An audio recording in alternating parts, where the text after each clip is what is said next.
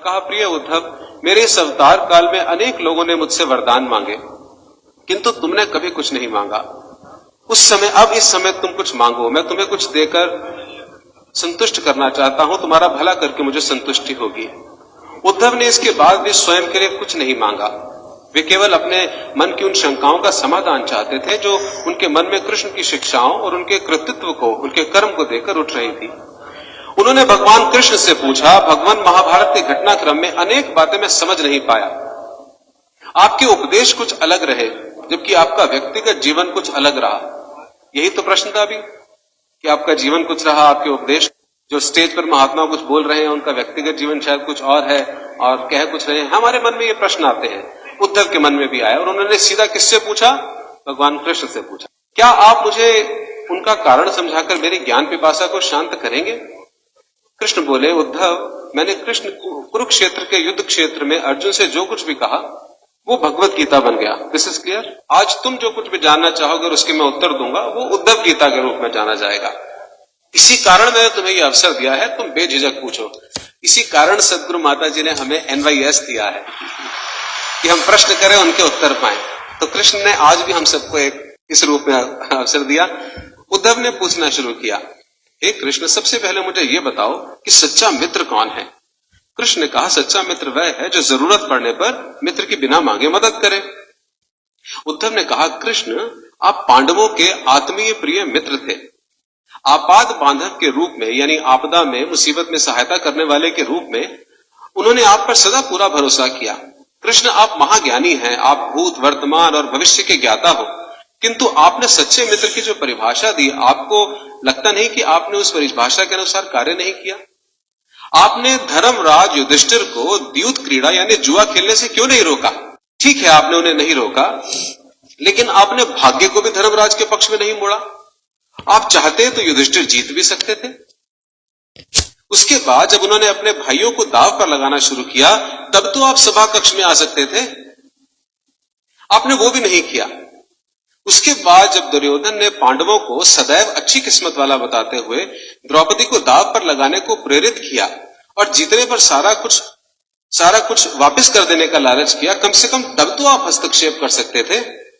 अपनी दिव्य शक्ति के द्वारा आप पासे धर्मराज के पक्ष में मोड़ देते। इसके स्थान पर आपने तब हस्तक्षेप किया जब द्रौपदी लगभग अपना शील खो रही थी। तब आपने उसे वस्त्र देकर द्रौपदी के शील को बचाने का दावा किया। लेकिन आप ये दावा भी कैसे कर सकते हैं कृष्ण? उसे एक आदमी घसीटकर हॉल में लाता है और इतने सारे लोगों के सामने निर्वस्त्र करने के लिए छोड़ देता है। ऐसे में एक महिला का शील क्या बचा? आपने क्या बचाया कृष्ण? अगर आपने संकट के समय में अपनों की मदद नहीं की तो आपको आपात बांधव कैसे कहा जा सकता है? आपने संकट के समय में मदद नहीं की तो क्या फायदा? क्या यही धर्म है? इन प्रश्नों को पूछते हुए उद्धव का गला रूंध गया और उसकी आंखों से आंसू बहने लगे। हंसते हुए भगवान कृष्ण बोले, प्रिय उद्धव, ये सृष्टि का नियम है कि विवेकवान ही जीतता है। उस समय दुर्योधन के पास विवेक था, इसलिए वो जीता, धर्मराज के पास नहीं था। यही कारण था कि धर्मराज पराजित हुए। उद्धव हैरान हुआ और उद्धव को हैरान देखकर कृष्ण आगे बोले, दुर्योधन के पास जुआ खेलने के लिए पैसा और धन तो बहुत था, लेकिन उसके पास 500 का खेल उसे नहीं खेलना आता था। इसलिए उसने अपने मामा शकुनी को द्यूत क्रीड़ा के लिए प्रयोग किया, जुए के लिए उपयोग किया। यही विवेक है। धर्मराज भी इसी प्रकार सोच सकते थे और अपने चचेरे भाई से पेशकश कर सकते थे कि उनकी तरफ से मैं खेलूंगा।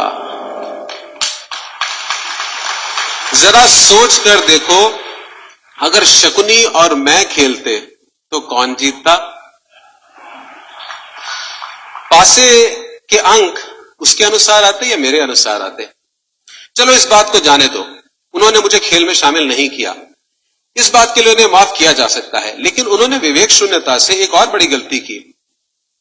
उन्होंने मुझे प्रार्थना में बांध लिया। उन्होंने मुझसे प्रार्थना की कि मैं तब तक सभा कक्ष में ना आऊं जब तक मुझे बुलाया ना जाए, क्योंकि वे अपने दुर्भाग्य का खेल मुझसे छुपकर खेलना चाहते थे। वे नहीं चाहते थे कि मुझे पता चले कि वो जुआ खेल रहे हैं। इस प्रकार उन्होंने मुझे अपनी प्रार्थना में बांध लिया। मुझे सभा कक्ष में जाने की अनुमति नहीं थी। इसके बाद भी मैं कक्ष के बाहर खड़ा हुआ इंतजार कर रहा था कि कब कोई मुझे बुलाए और मैं अंदर जाऊं। भीम, अर्जुन, नकुल, सहदेव सब मुझे भूल गए और केवल अपने भाग्य को और दुर्योधन को कोसते रहे। अपने भाई के आदेश पर जब दुशासन द्रौपदी के बाल पकड़कर घसीटता हुआ सभा कक्ष में लाया, वो भी अपने सामर्थ्य के अनुसार जूझती रही, उसने भी मुझे याद नहीं किया। उसकी बुद्धि तब जागृत हुई जब दुशासन ने उसे निर्वस्त्र करना प्रारंभ किया। तब उसने स्वयं पर निर्भरता त्याग कर छोड़कर हरि हरि अभयम कृष्ण की गुहार लगाई। तब और जैसे ही मुझे पुकारा गया, मैं अविलंब वहां पहुंच गया।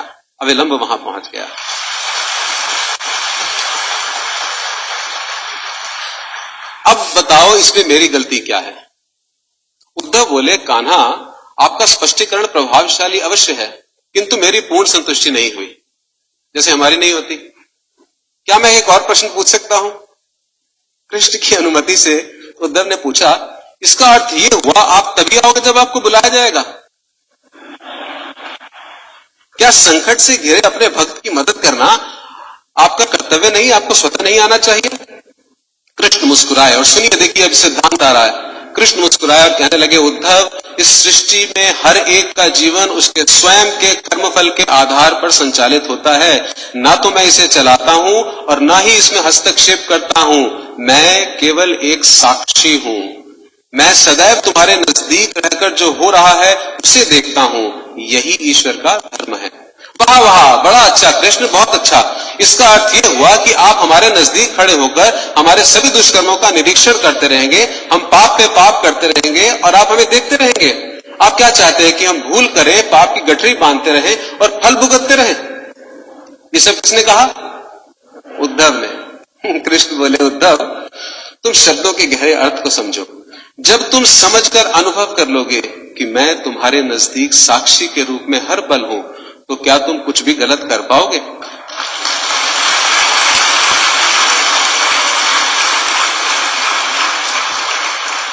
जब तुम ये भूल जाते हो और ये समझने लग जाते हो कि तुम मुझसे छुपकर कुछ भी कर सकते हो, तभी मुसीबत में फंसते हो।